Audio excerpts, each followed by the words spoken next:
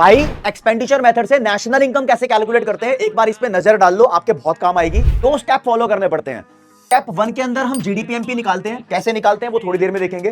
लेकिन स्टेप 2 के अंदर हम एनएनपीएफसी यानी नेशनल इनकम निकाल लेते हैं। कैसे? National income is equal to GDPMP, जो भी ऊपर वैल्यू आई थी यहां लिख देना, जैसे depreciation minus NIT minus NFIA plus, आपके पास आसानी से वैल्यू आ जाएगी। लेकिन बंदा फंसता है जीडीपीएमपी को कैलकुलेट करने में।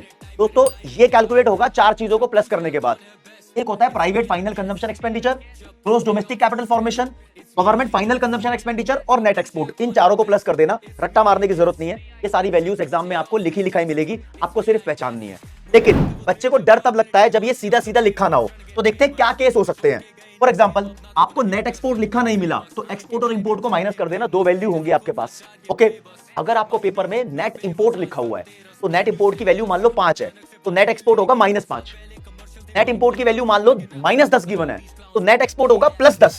यानी जो भी नेट इंपोर्ट की वैल्यू गिवन हो उसका निशान बदल देना, प्लस हो तो माइनस कर देना, माइनस हो तो प्लस कर देना, आपके पास वैल्यू आ जाएगी नेट एक्सपोर्ट की। तो इस तरीके से फंसोगे नहीं। फिर मैं बोलूंगा टक्कर यहां भी होता है, gross domestic capital formation.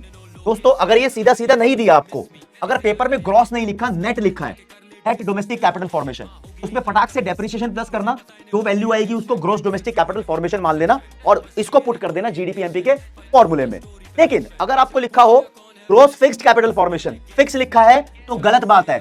Fix लिखा हो तो इसमें चेंज इन स्टॉक प्लस करना और फिर जो वैल्यू आएगी आपके पास वो ग्रॉस डोमेस्टिक कैपिटल फॉर्मेशन हो जाएगी। इसको जीडीपीएमपी में पुट कर सकते हो। चेंज इन स्टॉक गिवन नहीं है तो इन्वेंटरी इन्वेस्टमेंट लिखा हो सकता है, इसका दूसरा नाम है। चेंज इन स्टॉक को कैलकुलेट भी करते हैं closing stock minus opening stock से। अगर लिखा हो डिक्रीज इन स्टॉक तो उसकी वैल्यू का निशान बदल देना, आपके पास चेंज इन स्टॉक की वैल्यू आ जाएगी। अगर पेपर में नेट फिक्स्ड कैपिटल फॉर्मेशन लिखा है तो नेट के लिए डेप्रिसिएशन भी प्लस करना है और फिक्स के लिए चेंज इन स्टॉक भी प्लस करनी है।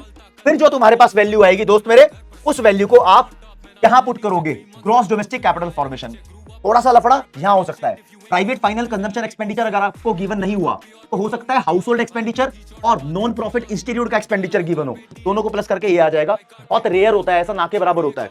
अगर आपको government final consumption expenditure given नहीं है, हो सकता है परचेज ऑफ गवर्नमेंट लिखा हो, purchase of goods and services by the government लिखा हो, तो वो क्वेश्चन की लैंग्वेज के हिसाब से आपकी अंडरस्टैंडिंग बैठ जाएगी। इस वीडियो को एक बार और देख लेना, आपका काम बन जाएगा। और लिख भी लो प्लीज।